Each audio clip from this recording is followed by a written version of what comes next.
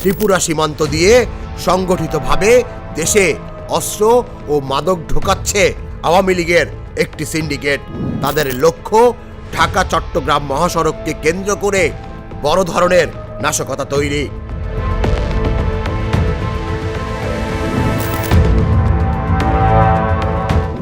November ঘোষিত লকডাউনকে ঘিরে বিশৃঙ্খলা তৈরির প্রস্তুতি চলছে চৌদ্দগ্রাম, পদুয়ার বাজার বিশ্ব রোড, আলেখার চর, চান্দিনা সহ কুমিল্লার বিভিন্ন পয়েন্টে।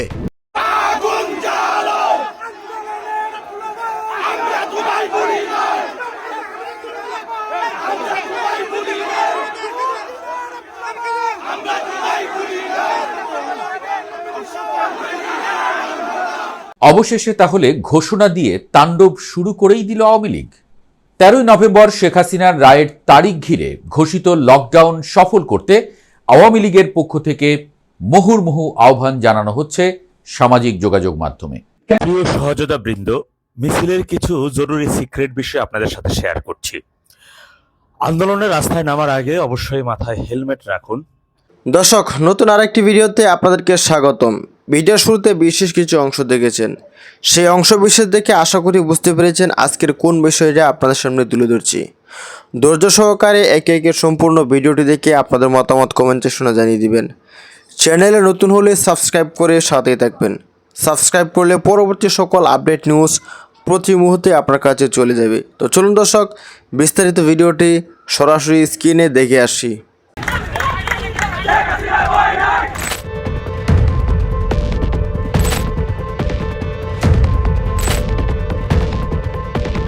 কুমিল্লার রাতগুলোতে অদ্ভুত নীরবতা নেমে এসেছে। সীমান্ত পেরিয়ে আসা বাতাসে যেন লুকিয়ে আছে কোনো অজানা গন্ধ। অস্ত্র, মাদক আর ভয়ঙ্কর কিছু ঘটতে চলেছে এমন এক অনিশ্চয়তার। ঠিক সেই প্রেক্ষাপটেই গোয়েন্দা রিপোর্টে উঠে আসে এক চাঞ্চল্যকর তথ্য। ত্রিপুরা সীমান্ত দিয়ে সংগঠিতভাবে দেশে অস্ত্র ও মাদক ঢোকাচ্ছে আওয়ামী লীগের একটি সিন্ডিকেট। তাদের লক্ষ্য ঢাকা চট্টগ্রাম মহাসড়ককে কেন্দ্র করে বড় ধরনের নাশকতা তৈরি।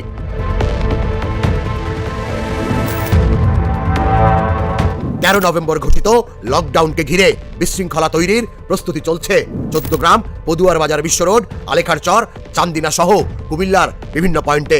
গোয়েন্দাদের ভাষায় পরিকল্পনা সাধারণ গণ্ডির বাইরে, যেন কোনো ছায়াযুদ্ধের প্রস্তুতি। বিজিবির সাম্প্রতিক অভিযানে মাদকের সঙ্গে অস্ত্র উদ্ধারের ঘটনাটি আরও সন্দেহ ঘনীভূত করেছে। বিজিবির এক কর্মকর্তা বলেন, এই প্রথম মাদকের সঙ্গে দেশে অস্ত্র ঢুকছে। এটি নিঃসন্দেহে সংগঠিত নাশকতার প্রস্তুতি। এদিকে আওয়ামী লীগের ঝটিকা মিছিল থেকে গ্রেফতার কয়েকজনের জিজ্ঞাসাবাদে উঠে আসে আরও বিস্ময়কর তথ্য।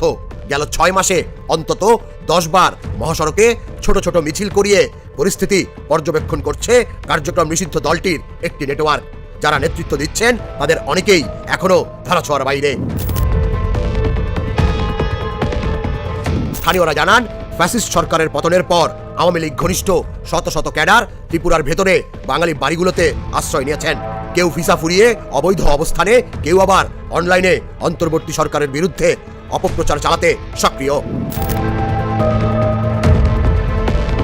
গোয়েন্দারা বলছেন, কেউ কেউ দলের নাম ব্যবহার করলেও এদের গ্রুপ এখন বহুমুখী। কিছু অংশ বিএনপি ও জামাতে ঢুকে পড়েছে। মূল উদ্দেশ্য দেশের নাশকতা ছড়িয়ে রাজনৈতিক অস্থিরতা বাড়ানো।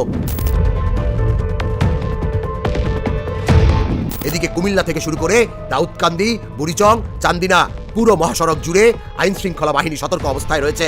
কারণ 11 থেকে 13 নভেম্বরের মধ্যে বড় কোনো অপারেশনের আলামত মিলেছে গোয়েন্দাদের হাতে। ইউনিভার্সিটি অফ নিউ ইয়র্কের সহকারী অধ্যাপক ও নিরাপত্তা বিশ্লেষক ডক্টর মোহাম্মদ ইমরান আনসারি বলেন, আওয়ামী লীগ পতনের পর সীমান্ত এলাকাগুলো ঝুঁকিপূর্ণ অবস্থায় রয়েছে। বিশেষভাবে ঝুঁকিতে রয়েছে কুমিল্লা, সাতক্ষীরা, ব্রাহ্মণবাড়িয়া ও সিলেট। সীমান্তে গোয়েন্দা নজরদারি বাড়ানো এখন অত্যন্ত জরুরি। বিজিবির কুমিল্লা ব্যাটালিয়নের অধিনায়ক কর্নেল মীর আলী এজাজ বলেন, একটি আওয়ামী সিন্ডিকেট সীমান্ত দিয়ে অস্ত্র ঢোকানোর চেষ্টা করছে। টহল ও নজরদারি জোরদার করা হয়েছে। কুমিল্লা পুলিশ সুপার মোহাম্মদ নাজির আহমেদ খান বলেন, 11 থেকে 13 নভেম্বরের মধ্যে নাশকতার আশঙ্কা রয়েছে। এজন্য সর্বোচ্চ সতর্ক অবস্থায় আছে পুলিশ। অপারেশন চলছে। সন্দেহভাজনদের তালিকা দীর্ঘ হচ্ছে, আর একই সঙ্গে জমাট বাঁধছে অস্থিরতার ঘন কুয়াশা। তাহলে কি ঢাকা চট্টগ্রাম মহাসড়কই হতে যাচ্ছে নতুন ছায়াযুদ্ধের কেন্দ্রবিন্দু, নাকি এর আড়ালে আরো বড় কোনো পরিকল্পনা অপেক্ষা করছে সামনে? প্রিয় সহযোদ্ধাবৃন্দ, মিছিলের কিছু জরুরি সিক্রেট বিষয় আপনাদের সাথে শেয়ার করছি। আন্দোলনের রাস্তায় নামার আগে অবশ্যই মাথায় হেলমেট রাখুন। মোটরসাইকেলের যন্ত্রাংশ বিক্রি করা হয় এমন দোকানে খুব অল্প দামে হালকা পাতলা হেলমেটগুলো কিনতে পাওয়া যায়। তার হেলমেট মাথায় রাখুন, চোখে সানগ্লাস রাখুন এবং হাতে গ্লাভস রাখবেন। যারা মূলত আপনাদের উদ্দেশ্যে যদি কখনো কাঁদানে গ্যাস নিক্ষেপ করা হয়, তাহলে আপনি মাথায় মাস্ক রাখবেন। হাতে মাস্ক রেখে এবং হাতে যদি গ্লাভস থাকে, চোখে সানগ্লাস থাকে, তাহলে সেই কাঁদানে গ্যাস কিন্তু একটা বোতলের মতো, মানে একটা সিলভার বোতলের মতো, যার ভিতর থেকে গ্যাসগুলো বের হতে থাকে।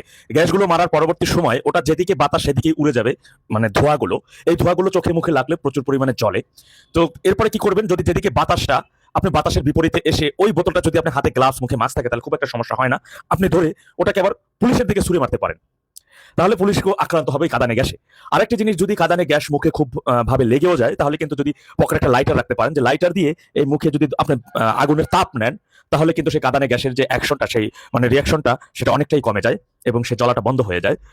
এবং আপনারা হাতে রাখবেন নৌকো সংবলিত যদি কাঠের, মানে অপোজিশন থেকে কোনো কিছু ঢিলঢাল মারলে সেটা দিয়ে আপনি প্রোটেকশন নিতে পারেন, বা টিন বা যে কোনো কাঠের কিছু একটা রাখতে পারেন হাতে। আর যদি সম্ভব হয় একটু ছোট একটা ব্যাগ ঘাড়ে রাখতে পারেন, হালকা কিছু নাস্তার খাবার, পানির সমস্যাটা হয় এখানে, স্ব নিজ দায়িত্বে এই পানিগুলো হাতে রাখবেন।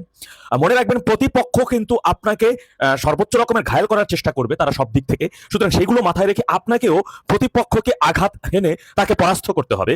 আর একটা জিনিস মাথায় রাখবেন, আপনার সাথে কিন্তু বাংলাদেশের জনগণ আছে। ওই যে নেত্রী যে কথাটি বলেছে, ওদের আছে অস্ত্র, আমাদের আছে বৈঠা, আমাদের আছে বাঁশের লাঠি, আমাদের আছে গেরিলা বাহিনী ভাইরা। সুতরাং মানে কোনোভাবে একজন মানে অতি উৎসাহী হয়ে কখনো কোনো জায়গায় একজন কোথাও কোনো কাজে যাবে না। সাথে অবশ্যই আপনারা মানে একসাথে থাকতে হবে, ঐক্যবদ্ধভাবে থাকতে হবে এবং এই জিনিসগুলো একটু মাথায় রাখবেন। আর যে কাজগুলো আপনারা যখন যেখানে যে কাজটা করবেন, যদি মনে করেন এই কাজটা আমাদের 10 মিনিটের মধ্যে শেষ করতে হবে, তাহলে 10 মিনিটটাকে কিভাবে 5 মিনিট আনা যায়, যেটা 5 মিনিটের পরিকল্পনা করছেন সেই 5 মিনিটটাকে কিভাবে 3 মিনিটে আনা যায়, এমনটা মাথায় নেবেন। হ্যাঁ, এবং প্রতিটা কাজ করার আগে খুব ভালোভাবে সেই কাজের বিষয় পর্যালোচনা করবেন নিজেদের মধ্যে। আর মনে রাখবেন, সামনে থাকা পুলিশ কিন্তু আজকে আমি আপনাদের একটু দেখিয়েছি যে ককটেল নিষ্ক্রিয় করছেন একজন পুলিশের সদস্য, গায়ে পুলিশের পোশাক পরা, কিন্তু তার হেলমেট নাই, মাথায় চোখে সানগ্লাস নেই, হাতে গ্লাভস নেই, পায়ে পুলিশের জুতা নেই, হ্যাঁ মানে কেসের জুতা পরা। এই যে ছবিটা আপনারা দেখছেন, এই ছবিটা দেখলেই কিন্তু আপনারা বুঝতে পারতেছেন এটা মিলিশিয়া। অর্থাৎ সামনে থাকা পুলিশের পোশাক পরা ব্যক্তিরে দেখলেই পুলিশ মনে করা যাবে না ওটা মিলিশিয়া হতে পারে, মানে ওটা হচ্ছে মিলিশিয়া তথা শীর্ষ সন্ত্রাসী শুটার জঙ্গিদেরকে দিয়ে তৈরি করা হয়েছে এই বাহিনীটা। তদ্রূপ ভাবে আমরা জানি যতটুকু, যে সেনাবাহিনী আপনার মিছিলে কোনো আক্রমণ করবে না, পুলিশ আপনার মিছিলে কোনো ধরনের আক্রমণ স্বভাবে ওভাবে করবে না। হয়তোবা ওরা যখন দৌড়াদৌড়ি করে পুলিশকে বলবে ধরেন, তখন হয়তো আপনাকে দৌড়তে পারে। সুতরাং এই জিনিসগুলো আপনি মাথায় রাখবেন, যেহেতু এখানে পুলিশ আসছে না আপনাকে আক্রমণ করার জন্য, কারণ আপনার দাবিটাই হচ্ছে পুলিশ হত্যার বিচারের বিষয়। সুতরাং যারা দেশপ্রেমিক পুলিশ রয়েছে তারা এটা করবে না। আর আমি পুলিশ সদস্য ভাইদের বলবো, আপনারা আজকে দেখুন মানে 13 তারিখে লকডাউন, এই লকডাউনকে ঘিরে মানে একটি থমথমে অবস্থা ঢাকায়, এবং জনগণ সম্পৃক্ত হচ্ছে এই লকডাউনে। ঠিক এমন সময় আপনাদের হাত থেকে মোবাইলটা নিয়ে গেল, মানে আপনাদের বউ বাচ্চার খোঁজ খবর আপনাকে নিতে হলে ওসির কাছে যেতে হবে। এখন ওসির কাছে আপনার বউ শালিদের নাম্বার দিয়ে রাখুন, তাতে যেন কিছুদিন পর ভাগায় নিয়ে যেতে পারে, কারণ ওসি জানে যে আপনি শহীদ হয়ে যেতে পারেন, আর আপনার বউ বাচ্চার শালিদের দায়িত্ব নেওয়া লাগতে পারে। এই কারণে এখন আপনাদেরও সিদ্ধান্ত নেওয়া উচিত, চাকরি করবেন নাকি এই কিছুদিন জন্য চাকরি থেকে একটু দূরে থাকুন না কেন। আওয়ামী লীগ আসুক, আপনাদের চাকরি হয়ে যাবে, প্রমোশন হয়ে যাবে ইনশাল্লাহ। এত চিন্তা করেন কেন? আজকে আওয়ামী লীগের আন্দোলনটাকে শুধুই এই রাজাকারদের হাত থেকে বাংলাদেশকে রক্ষা করা, 3200 পুলিশ হত্যার বিচারটা নিশ্চিত করবে আজকের আন্দোলনকারী ওই ভাইটা। সুতরাং আমি আমার ভাইদেরকে উদ্দেশ্য বলবো, মিছিলের আরো অনেক সিক্রেট বিষয়গুলো আছে, এক এক করে আমি আপনাদেরকে জানিয়ে দেবো, কিন্তু এই পদক্ষেপগুলো নিয়ে রাখবেন। আর হাতে দেখবেন স্টিলের একটা স্টিক পাওয়া যায়, ঢাকায় এটা 900 থেকে 1000 টাকা হয়তো নিবে। 14 ইঞ্চি 18 ইঞ্চি দুটো স্টিক পাওয়া যায় স্টিলের, এটা আবার ছোট করা যায়, হ্যাঁ বড় করা যায়। অধিকাংশ ঢাকায় কর্মরত অনেক পুলিশ অফিসারদের হাতে থাকে এই স্টিকটা। এটা গুলিস্তানে, বাইতুল মোকাররমের আশপাশে অনেক জায়গায় কিনতে পাওয়া যায় স্টিলের স্টিকগুলো। আপনারা দেখবেন এটি ছোট করা যায়, মানে এটা মানে আপনি যদি যখন আপনি হাতে নিয়ে চলাচল করবেন তখন খুব সহজ। সম্মানিত দর্শক মণ্ডলী, আশা করি সম্পূর্ণ ভিডিওটি দেখলেন এবং আজকের এই ভিডিও সম্বন্ধে আপনাদের মতামত অবশ্যই কমেন্টে শুনে জানিয়ে দিবেন। দেখা হচ্ছে পরবর্তী ভিডিওতে। আসসালামু আলাইকুম।